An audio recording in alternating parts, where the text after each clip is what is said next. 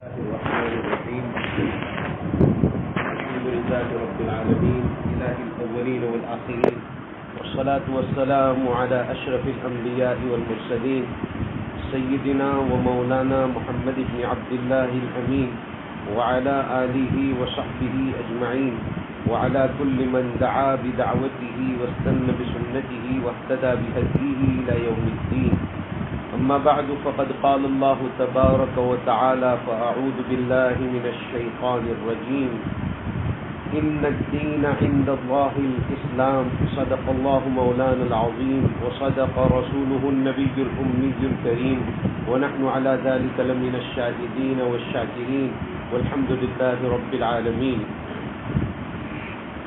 محترم مکرم مائیں بہنیں بچیاں، آج کا ہمارا یہ جمع ہونا دین کی باتوں کے سننے کی غرض سے ہے.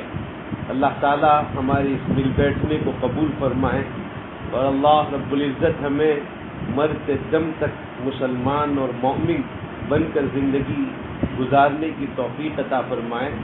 اور اللہ پاک ہمارا جب آخری وقت آ جائے تو کلمہ طیبہ کے ساتھ ہمیں اس دنیا سے جانا نصیب فرمائے. مائیں اور بہنیں، اللہ رب العزت نے جب اس دنیا کو بنایا ہے، اس دنیا کے بنانے سے پہلے دنیا میں آنے والی جتنی روحیں تھیں، چاہے وہ مرد ہو یا عورتیں، ان تمام روحوں سے ایک معاہدہ کیا ہے. اللہ تعالیٰ نے ایک عہد و پیمان لیا ہے. اللہ تعالیٰ نے ہم سب سے پوچھا ہے اور ہمارا یقین ہے کہ اس وقت ہم لوگ وہاں موجود تھے، ہماری روحیں وہاں موجود تھیں، اور اللہ تعالیٰ نے ہم سے ایک سوال پوچھا تھا، الست بربکم، کیا میں تمہارا رب نہیں ہوں؟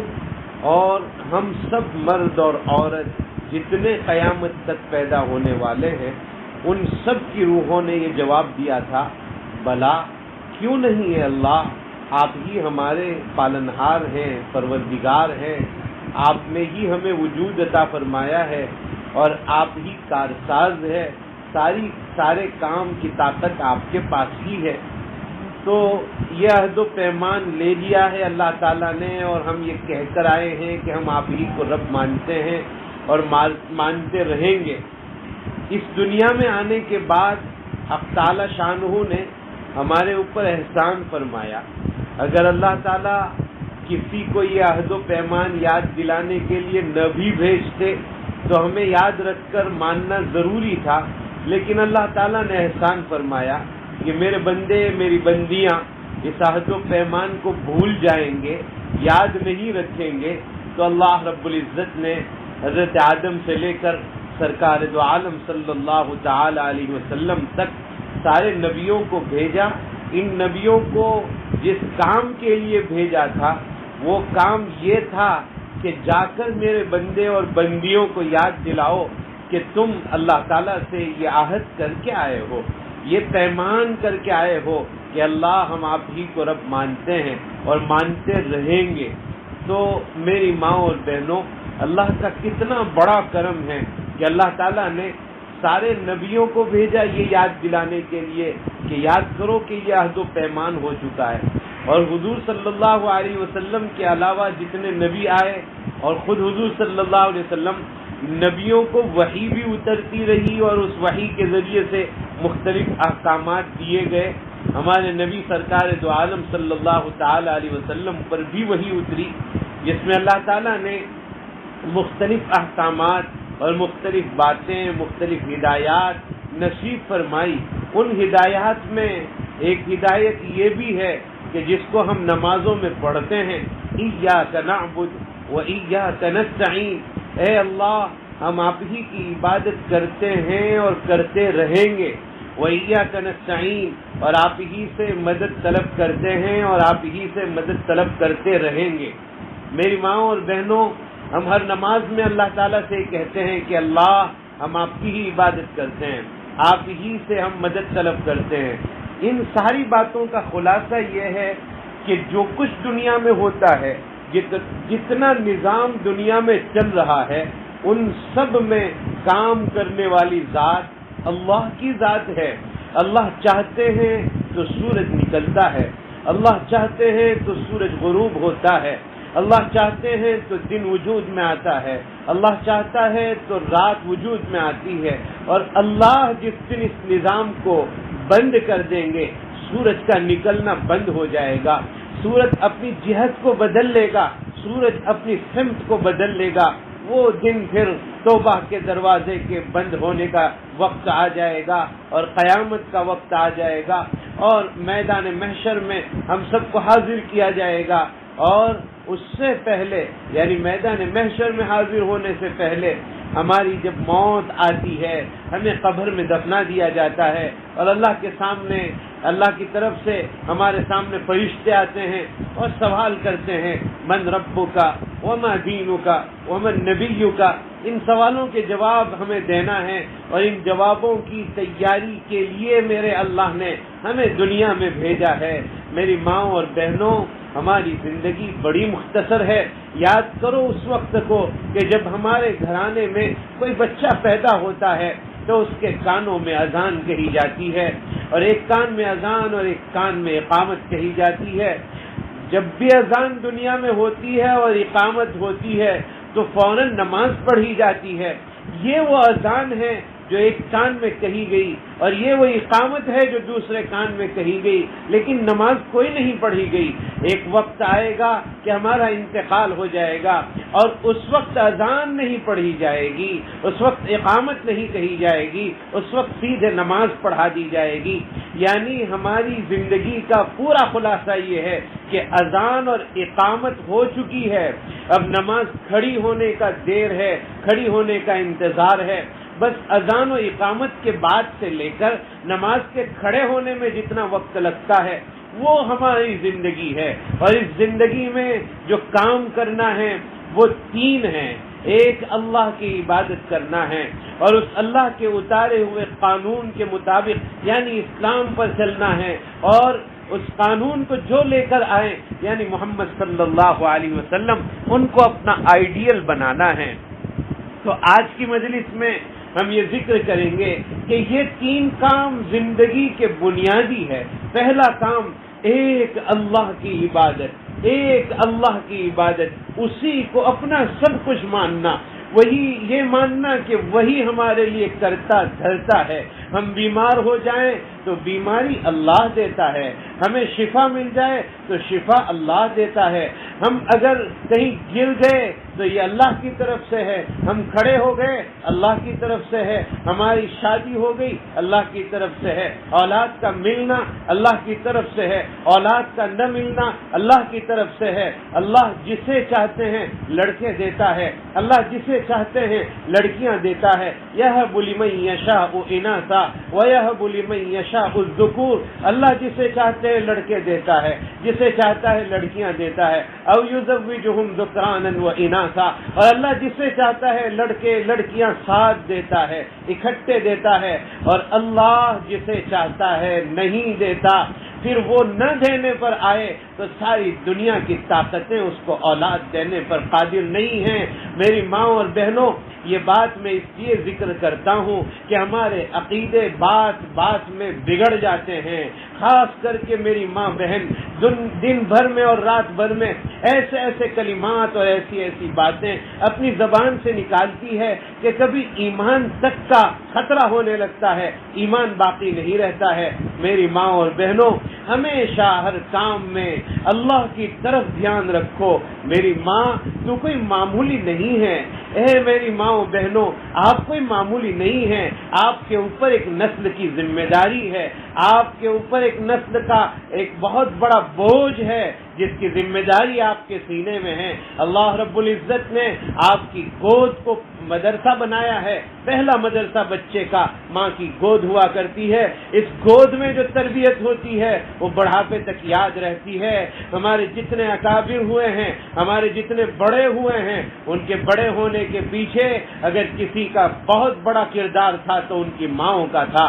ہمارے ائمہ حدیث میں سیدنا امام بخاری رضی اللہ تعالیٰ عنہ بچپن میں نابینا ہو چکے تھے، اللہ تعالیٰ نے ان کی دونوں آنکھیں لے لی تھی، وہ نابینا تھے، دیکھ نہیں پاتے تھے۔ ان کی ماں کو بہت تکلیف تھی کہ یہ کیا ہو گیا، میرا بچہ نابینا ہو گیا، اندھا ہو گیا۔ ماں رات میں اٹھتی تھی، دعائیں کرتی تھی، روتی تھی اور رو رو کر اللہ تعالیٰ کو مناتی تھی، اے اللہ میرے بچے کو آنکھیں عطا فرما، بینائی عطا فرما، طاقت عطا فرما، قوت عطا فرما۔ اتنا روئی ہے امام بخاری کی ماں، اتنا روئی ہے کہ ایک رات میں دعا کرتے کرتے آنکھ لگ گئی۔ اللہ تعالیٰ نے یہ نظام فرمایا کہ حضرت ابراہیم علیہ السلام خواب میں نظر آئے اور یہ کہا، اے بخاری کی ماں، جا تیرے بیٹے کو اللہ نے بینائی عطا کر دی ہے۔ جب ان کی آنکھ کھلی تو دیکھا کہ بیٹا دیکھتا ہو گیا تھا، اور اس بیٹے نے آگے چل کر اتنا بڑا کام کیا ہے کہ بخاری شریف لکھی، اور انہوں نے تاریخ الکبیر نام کی ایک کتاب لکھی جو چاندنی میں بیٹھ کر لکھی۔ یعنی آپ اندازہ لگائیے کہ ماں کی دعا کا کیا اثر رہا کہ آنکھ کی طاقت اور آنکھ کی روشنی اللہ تعالیٰ نے اتنی عطا فرمائی کہ رات میں چاند کی روشنی میں بیٹھ کر لکھا کرتے تھے، اور پوری کتاب اس طرح رات کے چاندنی میں بیٹھ کر آپ نے لکھی ہے۔ میری ماں اور بہنوں، ماں کی دعائیں رد نہیں ہوتی ہے، ماں کی دعائیں ضائع نہیں کر دی جاتی ہے۔ آپ کی ذمہ داری ہے، آپ ہاتھ اٹھائیے اپنے بچوں کے لیے اللہ تعالیٰ کے سامنے اور اللہ تعالیٰ سے مانگیے کہ اللہ میرے بچوں کو وقت کا جنید بغدادی بنا دیجئے، میرے بچوں کو وقت کا بایزید بستامی بنا دیجئے۔ بایزید کو بایزید اللہ ہی نے بنایا تھا، جنید کو جنید وقت اللہ ہی نے بنایا تھا۔ وہی اللہ آج ہمارے بچوں کو جنید بنانے پر قادر ہے، وہ اللہ آج ہمارے بچوں کو بایزید بنانے پر قادر ہے، وہ اللہ ہمارے بچوں کو بزرگ بنانے پر قادر ہے۔ لیکن ماں و بہنوں، بات یہ ہے کہ کسی زمانے میں مائیں اپنے بچوں کو بغیر وضو کے دودھ نہیں پلاتی تھی۔ آج اگر میرا اور آپ کا بچہ بچپن کی زندگی گزار رہا ہے، ہماری گود میں پل رہا ہے اور میری ماں کا دودھ وہ پی رہا ہے، ایک طرف ماں دودھ پلا رہی ہے اور ماں کی نظر اگر موبائل پر ہے، ماں کی نظر اگر ٹی وی کی اسکرین پر ہے، اور ماں کی نظر اگر دنیا داری پر ہے اور بچے کے مستقبل پر نہیں ہے، اس پر نہیں ہے کہ میرا بچہ کیا بننا چاہیے بڑا ہو کر، اور دنیا کے افواہی اور تباہی باتوں پر اگر نظر ہے، تو پھر یہی بچہ بڑے ہو کر انہی خیالات کا مالک بنے گا جن خیالات کو لے کر ماں نے اسے دودھ پلایا تھا۔ جس طرح ماں نے دودھ پلایا اس کے اثرات ماں کے اندر پیدا ہوتے ہیں۔ میری ماں اور بہنوں، ہمیں یہ خیال کرنا چاہیے کہ ہم اگر اپنے بچوں کو بڑا بنانا چاہتے ہیں تو اس کے لیے محنت کرنی ہوگی، کوشش کرنی ہوگی، اور سب سے بنیادی بات کہ ہم اپنے عقیدے کو مضبوط کر لیں، عقیدے کو مضبوط کر لیں۔ کرنے دھرنے والی ذات صرف اور صرف اللہ کی ہے، یہ ہم اپنے دلوں میں اتار لیں، اور جب مائیں اور بہنیں اپنے دل میں اتار لے گی تو وہ اپنے بچوں کے دل میں بھی اتارے گی کہ بیٹا یہ کام اللہ کرتے ہیں، دعا اللہ سے کرنی چاہیے۔ کیا بات تھی کہ حضرت خواجہ قطب الدین بختیار کاکی رحمۃ اللہ علیہ جب بچپن میں مکتب میں پڑھنے کے لیے گئے اور پڑھ کر اپنے گھر پر لوٹے ہیں اور اپنی امی سے کہہ رہے ہیں، امی کھانا دو، روٹی دو، سالن دو، اور ماں نے کہا کہ بیٹا کھانا دینے کا کام تو اللہ کا ہے، میں نہیں دے سکتی ہوں، تو 2 رکعت نماز پڑھ، اللہ سے مانگ، اللہ تعالیٰ عطا فرمائیں گے۔ اور خواجہ قطب الدین کی ماں نے یہ کام کیا کہ بچہ جب نماز پڑھ رہا تھا تو چپ چاپ کھانا اس کے پیچھے رکھ دیا، بچے نے سلام پھیرا، دعا کی، اور دعا کے بعد دیکھا کہ کھانا موجود ہے، تو دل میں یقین ہو گیا کہ دینے والی ذات اللہ کی ہے۔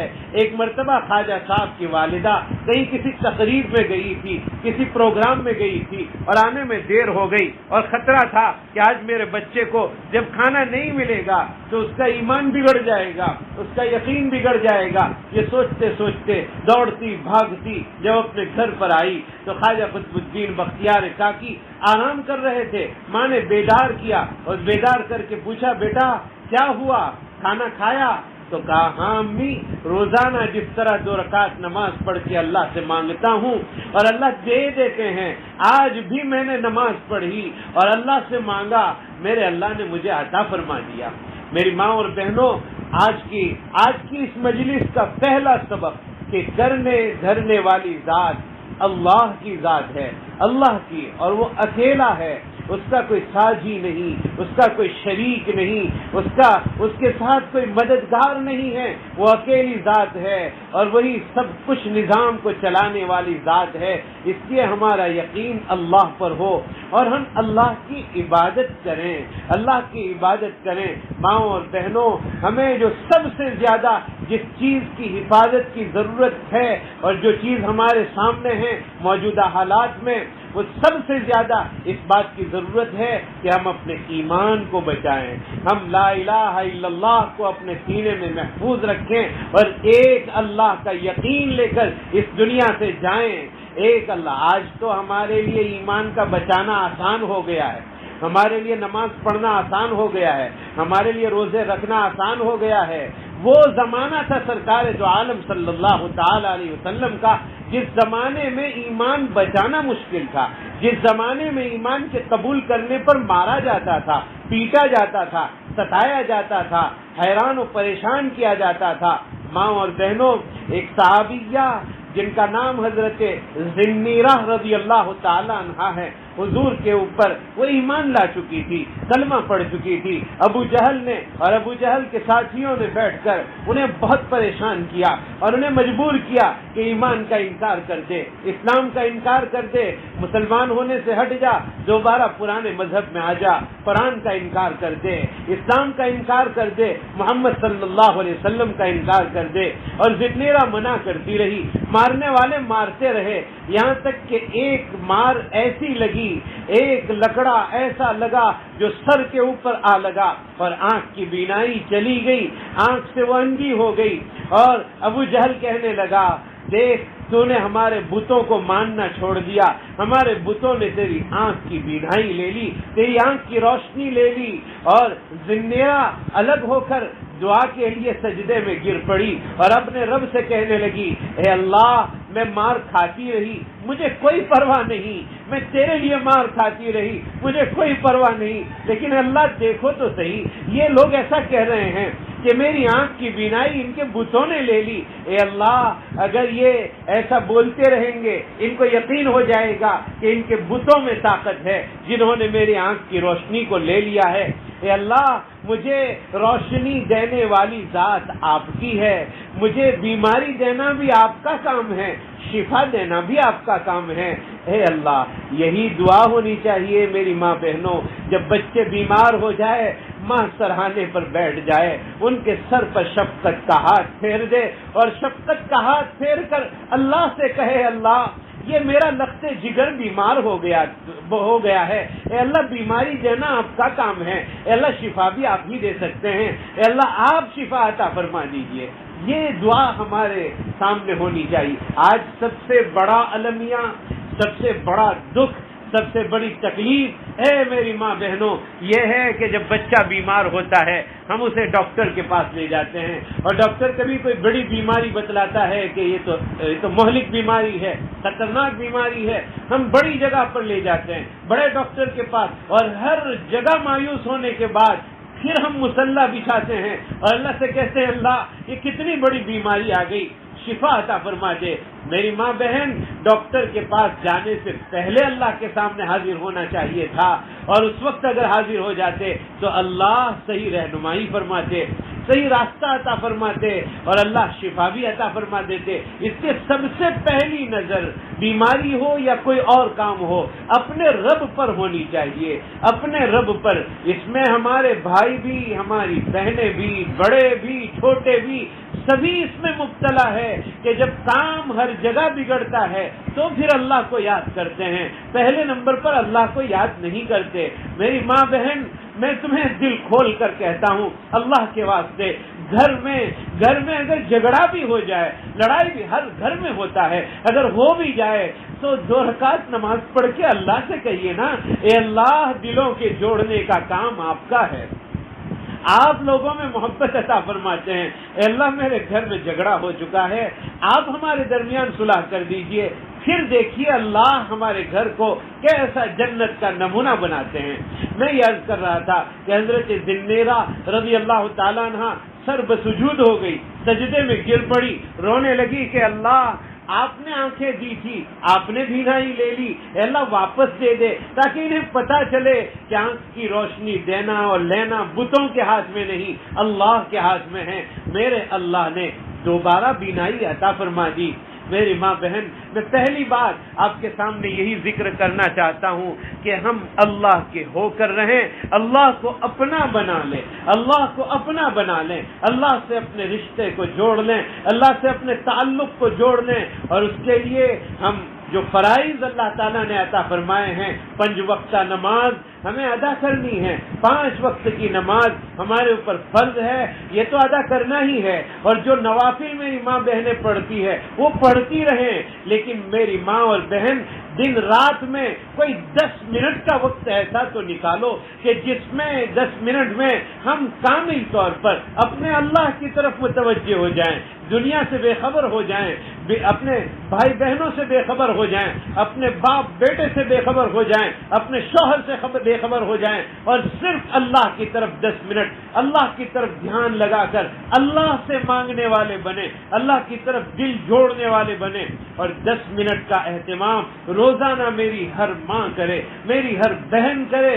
میں امید کرتا ہوں کہ ان اللہ تعالیٰ نے دعاؤں میں بڑا اثر رکھا ہے، بڑا اثر رکھا ہے میری ماں اور میری بہن۔ آپ تبدیلی دیکھو گی کہ کتنی تبدیلی زندگی میں آتی ہے۔ آج سے یہ کام شروع کر دو میری ماں بہنوں اپنے لیے، اور امت میں جو بگاڑ پھیل رہا ہے، آج کئی لڑکیوں کے بارے میں یہ خبر آ رہی ہے جو اسلام چھوڑ کر غیر مسلمین کے ساتھ جا رہی ہے۔ ہمیں اپنی اولاد کی فکر کرنی چاہیے، اپنی لڑکیوں کی فکر کرنی چاہیے کہ کل کو ہماری لڑکی کہیں کسی غیر کے ہاتھ میں نہ چلی جائے۔ ہم اس کے لیے ابھی سے دعا کریں، اور پوری امت کی بچیوں کے لیے دعا کریں کہ اللہ ہر ایک کی حفاظت فرمائے۔ تو پہلا کام اللہ کی طرف دھیان لگانا ہے، اللہ کی طرف دھیان لگانا ہے، اور اللہ کی طرف دھیان لگاتے ہوئے نیک عمل کرتا رہنا ہے، عبادت کرتے رہنا ہے۔ کچھ دنیا میں کر لیں گے میری ماں بہن، وہ قبر میں کام آئے گا، ورنہ دنیا یہی رہ جانے والی ہے، گھر یہی رہ جانے والا ہے، مکان یہی رہ جانے والا ہے، اولاد یہی رہ جانے والی ہے، سارے رشتہ دار یہی رہ جانے والے، کوئی نہیں ساتھ آنے والا۔ رشتہ دار بڑے سے بڑا بہت محبت کرنے والا شوہر قبر تک چھوڑ کے واپس چلا آتا ہے، بہت پیار کرنے والا بیٹا قبر میں اتر کر واپس چلا آتا ہے۔ کوئی ساتھ نہیں آتا میری ماں بہن، قبر میں اگر کوئی ساتھ آتا ہے تو نیک عمل آتے ہیں۔ کوئی کام ایسا کر لیجئے کہ جس سے اللہ راضی ہو جائے اور اللہ جنت کا فیصلہ کر لے، اللہ جنت کا فیصلہ۔ ہمارے بزرگوں میں ایک بزرگ گزرے ہیں، حضرت شاہ عبدالعزیز صاحب محدث دہلوی رحمۃ اللہ علیہ۔ وہ ایک مرتبہ سبق پڑھا رہے تھے، اور سبق کے دوران ایک شخص آ کر بیٹھا، اور دیکھنے میں وہ نیا آدمی تھا، کوئی پہچانتا نہیں تھا، اور وہ آ کر عجیب و غریب انداز میں بیٹھ گیا۔ تو شاہ صاحب نے پوچھا کیسے آنا ہوا؟ کہا ایک سوال پوچھنے آیا ہوں۔ فرمایا پوچھو، کیا پوچھنا چاہتے ہو؟ کہا میں عجیب ایک مرحلے سے گزر کر آپ کے سامنے آیا ہوں، اور مجھے ایک بڑے میاں نے بتلایا ہے کہ میرا جو سوال ہے وہ اتنا خطرناک ہے کہ اس سوال کا جواب شاہ عبدالعزیز صاحب کے علاوہ کوئی نہیں دے سکتا۔ میں نے آپ کا نام سنا، میں چلا آیا، سفر کر کے آیا، میں دور سے آیا ہوں، دہلی کا سفر کر کے آپ کی خدمت میں حاضر ہوا ہوں۔ پوچھا کیا سوال ہے؟ کہا میں ایک کام سے، ایک کاروبار کی تلاش میں میری بیوی کے کہنے پر میں گھر سے نکلا تھا کہ جاؤ بچے بڑے ہو گئے، ان کی شادیوں کا وقت قریب آ رہا ہے، کچھ پیسے کما لو۔ تو میں پیسے کمانے کے ارادے سے گھر سے نکلا تھا، اور گھر سے جب نکلا چلتے چلتے چلتے راستے میں ایک گاؤں آیا چھوٹا سا، جس میں 8-10 مکان کی بستی تھی، اور ایک چھوٹا سا کچھ کمرہ بنا ہوا تھا جہاں کھانے پینے کی کچھ چیزیں ملتی تھی۔ راستہ گزرنے والا کبھی رات میں اگر وہاں ٹھہرنا چاہے تو کچھ دیر وہ آرام کر لیتا تھا۔ میں وہاں ٹھہر گیا، اور میں جب وہاں ٹھہرا تو رات کا وقت کافی گزر گیا تھا۔ ایک عورت وہاں کام کرنے والی آ کر مجھے پوچھتی ہے کہ کیوں یہاں آئے ہو؟ میں نے جواب دیا میں سفر پہ جا رہا ہوں، کچھ پیسے کمانے کے لیے جا رہا ہوں، اور میں صبح میں یہاں سے نکل جاؤں گا۔ اس عورت نے 2-3 مرتبہ آ کر مجھ سے یہ کہا کہ لو 10 روپے میرے پاس بہت محنت کی کمائی کے رکھے ہیں، پسینے کی گاڑی کمائی کے 10 روپے میرے پاس رکھے ہیں، اگر تمہیں ضرورت ہو تو لے جاؤ، یہ تمہارے اوپر قرض رہے گا، جب تم واپس آؤ تو مجھے 10 روپے واپس کر دینا۔ وہ آدمی کہتا ہے شاہ صاحب کو کہ میں ملازمت کے لیے نکل گیا، اور جہاں میں گیا تھا وہاں بادشاہ کے یہاں مجھے نوکری مل گئی، میں وہاں رہنے لگا، اور بادشاہ کے یہاں مجھے بڑی تنخواہ ملنے لگی، اور آہستہ آہستہ میرے پاس بہت پیسہ جمع ہو گیا، میں نے بہت جانور خریدے، بڑی زمینیں خریدی۔ ایک دن میری بیوی نے مجھے خط کے ذریعے سے یہ پیغام دیا کہ بچی کے نکاح کا وقت آ گیا ہے، آپ جلدی گھر پر آ جاؤ۔ تو میں گھر پر آنے کے لیے میں نے خریدی ہوئی زمینیں بیچ دی، خریدے ہوئے جانور بیچ دیے، اور پیسوں کا ایک گٹھر بنایا۔ اس وقت پیسوں کو گٹھری میں باندھ کر لوگ چلتے تھے، پیسوں کا ایک گٹھر بنایا، اور وہ گٹھری جس کو ہم لوگ پوٹلا کہتے ہیں، پیسے کو کپڑے میں جمع کر کے باندھ کر میں چلنے لگا، اور میں وہی گاؤں سے دوبارہ لوٹ رہا تھا جس گاؤں سے میں نے 10 روپے قرض لیے تھے۔ رات کا وقت تھا، میں وہاں پہنچا، میں نے پوچھا یہاں ایک عورت رہتی تھی، وہ کہاں گئی؟ لوگوں نے بتلایا وہ بہت بیمار ہے۔ میں اس کے گھر پہ پہنچا، اور گھر پہ پہنچ کر میں نے اس سے پوچھا کیا حال ہے، مجھے پہچانتی ہو؟ میں وہ آدمی ہوں جو تجھ سے 10 روپے لے گیا تھا، اور اب تجھے میں واپس کرنے کے لیے آیا ہوں۔ وہ عورت نے یہ کہا تھا 10 روپے میں نے بڑی محنت کے کمائے ہیں، اور اس لیے کمائے تھے تاکہ میرے کفن میں یہ حلال کمائی کے پیسے لگ جائیں۔ اس زمانے میں 10 روپے کی بڑی قیمت تھی، وہ 10 روپے اس نے حلال کمائی کے اس لیے رکھے تھے تاکہ میرے کفن دفن میں یہ حلال طیب کمائی کا پیسہ لگے۔ تو وہ آدمی کہنے لگا کہ میں کما کے آیا ہوں تیرے 10 روپے واپس کرنے کے لیے۔ یہ بات چیت ہو رہی تھی، اور اس عورت کا انتقال ہو گیا۔ انتقال کے بعد چونکہ یہ 10 روپے اس نے اسی لیے رکھے تھے تاکہ اس کے کفن کا، دفن کا، قبر کے کھودنے کا انتظام کیا جائے، تو اس آدمی نے سارا انتظام اس کے 10 روپے سے کیا، قبر کو بھی کھدوایا، کفن کا بھی انتظام کیا، نہلانے دھلانے کا انتظام کیا، عورتوں کو بلایا، اور اس کے بعد نماز جنازہ ہوئی، اور نماز جنازہ کے بعد اس عورت کو دفنا دیا گیا۔ دفنانے کے بعد یہ آدمی کہتا ہے حضرت شاہ صاحب کے سامنے کہ میں اس کمرے میں چلا گیا کہ آج کی رات میں گزار لیتا ہوں، وہاں جہاں راستے میں لوگ چلتے چلتے گزرا کرتے تھے، ٹھہرا کرتے تھے، جہاں پہلے میں ٹھہرا تھا وہاں میں چلا گیا، اور رات آدھی گزر گئی، اور مجھے اچانک یاد آ گیا کہ میں جو پیسوں کی گٹھری لے کر چلا تھا وہ گم ہو چکی ہے، میرے اوسان خطا ہو گئے۔ میں پریشان ہوا، بہت سوچنے کے بعد یاد آیا کہ شاید قبر کے اندر وہ تھیلی رہ گئی ہے۔ میں ڈرتے ڈرتے قبرستان پہنچا، میں نے اس قبر کو کھودا، اور کھود کر دیکھا تو اندر مردہ نہیں تھا، اندر کوئی مردہ نہیں تھا۔ میں نے بہت دھیان سے دیکھا تو ایک دروازہ مجھے نظر آیا، میں نے بہت ہمت سے اس دروازے کو کھولا، دروازہ کھول کر میں اندر گیا تو اندر ایک بہت بڑا باغیچہ تھا، اور باغیچے میں بالکل باغ کے بیچ میں ایک مسحری لگی ہوئی تھی، اور اس مسحری پر ایک عورت بیٹھی ہوئی تھی، اور اس کے خادم آزو بازو میں کھڑے تھے۔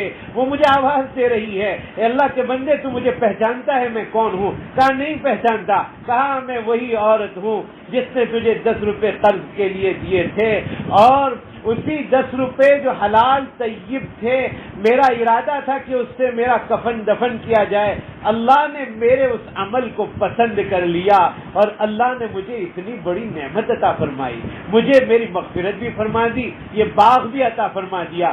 میں وقت کم ہے اس لیے اس واقعے کو میں یہی ختم کر کے آپ کو یہ بات سمجھانے کی کوشش کرتا ہوں کہ صاحب کے ساتھ کیا بات ہوئی اس کی گہرائی میں ہمیں جانے کی ضرورت نہیں، بس یہ سمجھنے کی ضرورت ہے کہ اگر ایک عورت 10 روپے اس لیے رکھتی ہے، اس زمانے میں 10 روپے سے یہ سارے کام ہو جاتے تھے، 10 روپے اس نیت سے رکھتی ہے کہ یہ میں نے حلال سے کمائے ہیں، میں نے بہت محنت کر کے کمائے ہیں، اور بڑی محنت سے یہ 10 روپے جمع کیے ہیں، اور اس حلال پیسے سے میرا کفن دفن ہو، اگر اللہ کو اتنی بات پسند آ جائے اور اللہ اس کے اوپر بخشش فرما دے، مغفرت فرما دے، اس سے پتہ چلتا ہے کہ آخرت کے لیے اگر ہم کچھ کر کے جائیں گے تو اللہ راضی ہو جائیں گے، اللہ ہمیں معاف فرما دیں گے۔ تو پہلا کام ایک اللہ کے لیے کام کرنا ہے، ایک اللہ کو راضی رکھنا ہے۔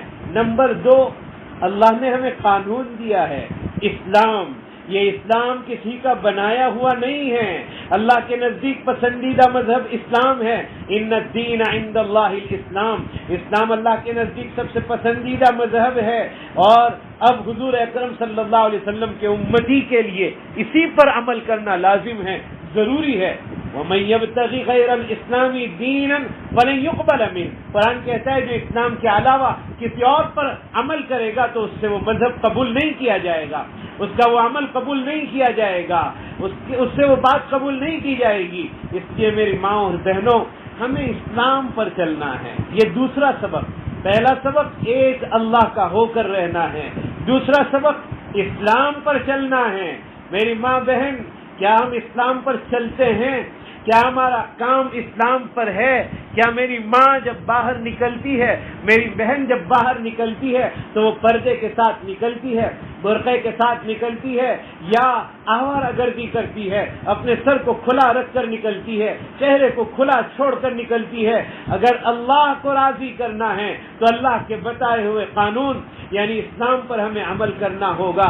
اسلام نے جو بتلایا ہے، میری زندگی میں کتنا اسلام ہے، آپ کی زندگی میں کتنا اسلام ہے، یہ ہم خود انداز لگا سکتے ہیں۔ میرے اور آپ کے گھرانے میں جب شادیاں آتی ہے تو کئی رسم اور رواج ایسے ہیں جو اسلام سے کٹے ہوئے ہیں، اسلام سے ہٹے ہوئے ہیں، اور قدم قدم پر ہم اس کے اوپر عمل کر رہے ہیں، اور یہ سوچتے ہیں کہ یہ نہیں کریں گے تو پتہ نہیں سسرال والے کیا کہیں گے، پتہ نہیں میری ماں کیا کہے گی، پتہ نہیں میرا باپ کیا کہے گا۔ اور چھوڑ دو ایسے لوگوں کو جو اسلام کے خلاف بلائیں، انہیں سمجھاؤ کہ امی اسلام کی یہ تعلیم نہیں ہے، ابو اسلام کی یہ تعلیم نہیں ہے، اور اپنے شوہر کو سمجھائیں کہ اسلام کی یہ تعلیم نہیں ہے۔ اسلام کے اوپر چلنے والے بنو، اپنی شادیوں میں اسلام کے طریقوں کو زندہ کرو۔ شادیاں حضور صلی اللہ علیہ وسلم کے زمانے میں سادگی سے ہوا کرتی تھی، اکابرین کے زمانے میں سادگی کے ساتھ ہوا کرتی تھی۔ آج رسم رواج نے میرے معاشرے کو کتنا بگاڑ دیا ہے، میرے معاشرے کو کتنا بیمار کر دیا ہے، اور ایسے رسم رواج کہ جس میں ایک ایک رسم میں، ایک ایک رواج میں اتنے پیسے خرچ ہو جاتے ہیں جتنے کسی غریب کی بیٹی شادی کر لیتی ہے، اتنا ہم خرچہ کر ڈالتے ہیں۔ میری ماں، یاد رکھنا قیامت میں اللہ پوچھنے والا ہے، ثم لتسألن یومئذ عن النعیم، ہر چیز کے بارے میں اللہ تعالیٰ کے یہاں پوچھا جائے گا، ہم سے سوال کیا جائے گا۔ زندگی کیسے گزاری اللہ پوچھیں گے، جوانی کیسے گزاری اللہ پوچھیں گے، مال کیسے کمایا، کہاں خرچ کیا اللہ پوچھیں گے، اولاد کے بارے میں اللہ پوچھیں گے۔ حضور نے فرمایا ہے کلکم راع وکلکم مسئول عن رعیتی، تم میں سے ہر ایک ذمہ دار ہے اور ہر ایک کو اس کے ماتحت کے بارے میں سوال کیا جائے گا۔ میرا بچہ اگر شریعت کے خلاف چلتا ہے، میری ماں تجھ سے قیامت میں پوچھا جائے گا کہ تو نے اپنے بچے کو روکا کیوں نہیں تھا، اپنے بچے کو دین کی تعلیم کیوں نہیں دی تھی۔ دین سے وابستہ رہو میری ماؤں بہنوں، اور دین سے اپنے بچوں کو وابستہ کرو۔ یہی بچے آپ کو اسی وقت بڑے ہونے کے بعد یہ سمجھیں گے کہ یہ میری ماں ہے، اسی وقت سمجھیں گے جبکہ اپنے آپ نے ان کے بچپن میں ماں ہونے کا ثبوت دیا ہو، انہیں ان کے بچپن میں قرآن کی تعلیم دی ہو، قرآن سکھایا ہو، مکتب سے وابستہ رکھا ہو اور دینی مسائل سے وابستہ کیا ہو۔ تو یہ دوسرا سبق، پہلا سبق ایک اللہ کے ساتھ وابستہ رہنا ہے، دوسرا سبق اسلام پر چلنا ہے جو اللہ کا دیا ہوا قانون ہے، اور تیسرا سبق اسلام کو لے کر جو ہستی آئی ہے جسے محمد الرسول اللہ صلی اللہ علیہ وسلم کہتے ہیں، اس ہستی کے ساتھ ہمیں محبت رکھنا ہے، انہیں عظمت کی نظر سے دیکھنا ہے، ان کی سنتوں پر عمل کرنا ہے۔ اور میری ماں بہن، آپ کے اندر اللہ تعالیٰ نے بہت طاقت رکھی ہے، بڑا پاور رکھا ہے، آپ جو چاہتی ہیں اپنے گھر میں کروا سکتی ہیں۔ میری ماں، کیوں ایسا نہیں ہوتا کہ اگر شوہر نماز نہیں پڑھتا تو انہیں یہ منوا لیا جائے کہ جب تک تم نماز نہیں پڑھو گے تب تک ہم تمہارے لیے خوشی کے اسباب مہیا نہیں کرے گی، ہم تم سے خوش نہیں رہیں گی۔ شوہروں کو منانا آپ کی ذمہ داری ہے، اپنے بھائیوں کو منانا آپ کی ذمہ داری ہے، اپنے بچوں کو منانا آپ کی ذمہ داری ہے، یہ آپ کر سکتی ہیں۔ اور میری ماں بہن، آپ جب کھانا پکاؤ اللہ کا نام لے کر پکاؤ، بسم اللہ پڑھ کر پکاؤ، اس میں کھانے میں برکت ہوگی، نورانیت پیدا ہوگی، رحمت پیدا ہوگی. اور اگر وہی دنیا کی چیزوں کو، موبائل کی ریسیپیز کو اور موبائل کے کارٹون کو اور موبائل کے فلم کو دیکھتے ہوئے کھانا پکاؤ گی تو وہی اثرات کھانے میں مرتب ہوں گے. آپ کے کھانے میں عربی زبان میں ماں کو امن کہا جاتا ہے. ام کا معنی ہوتا ہے درخت کی جڑ. جڑ میں جتنا پانی ہوگا اتنا شاخیں مضبوط ہوگی. میری ماں تیرے اندر جتنا ایمان ہوگا، تیرے بچے تیرے ذریعے سے پیدا ہونے والی شاخیں، تیرے بچے اتنے ہی زیادہ ایمان میں مضبوط ہوں گے. اس لیے یہ 3 کام بتا کے جا رہا ہوں. نمبر 1 اللہ سے وابستہ رہنا ہے. نمبر 2 اللہ کا اتارا ہوا قانون اسلام کے مطابق ہمیں چلنا ہے. اور نمبر 3 محمد الرسول اللہ صلی اللہ علیہ وسلم سے محبت. اور آپ کی محبت کا کم از کم اب اتنا ادا کرو میری ماں بہن کہ روزانہ، زیادہ نہیں، کم از کم، بہت کم 300 مرتبہ درود شریف پڑھنے کا معمول رکھو. روزانہ، صبح میں ہو، شام میں ہو، رات میں ہو، کم از کم 300. چاہے چھوٹے سے چھوٹا درود صلی اللہ علیہ وسلم، صلی اللہ علیہ نبی الامی وسلم، کوئی ایک درود پکڑ لیجئے اور روزانہ 300 مرتبہ پڑھیے. رسول اللہ صلی اللہ علیہ وسلم سے محبت پیدا ہوگی. آپ کی سنتیں، آپ کے بتلائے ہوئے قانون کے مطابق ہم چلنے والے بنے. تو یہ 3 کام میں نے بتائے ہیں. کل جب ہم قبر میں چلے جائیں گے تو یہی 3 سوال ہونے والے ہیں. پہلا سوال من ربک. اگر ہم نے دنیا میں اللہ کی چاہت کے مطابق زندگی گزاری ہو تو اس سوال کا جواب ہماری زبان پر آ جائے گا، ربی اللہ، میرا رب، میرا اللہ ہے.